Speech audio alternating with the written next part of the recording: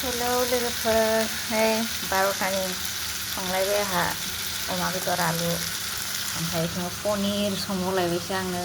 पनिर सान्दुंखौ दादाहाय मोजां नुवाखै आं। पनिर ओमफ्राय दानाबा बेयाव ना, दाउदै, बेबो अमा बेदरानो आरो साखिनो माने आं सायनानै लादोंमोन आरो दिनै बिराद ओरैबायदि जागोन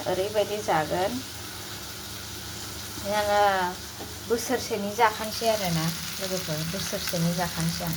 एसेल'मोन आरोना, बेखौ आरो संबाय, मैयाबो संबाय, मोनायाव एसे दोनदोंमोन आं रुनानै, बेखायनो दा एवफिनबाय आरोना आं। ओमफ्राय बिथिंजाय पनिर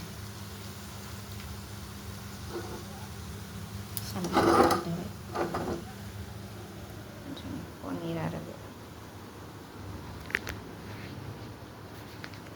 पनिर ओमफ्राय आलु दरसे होदेरनानै एवदों आरोना आं।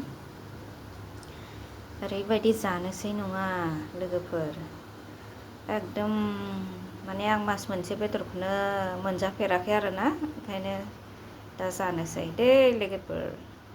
माबायदि नुदों खोन्था।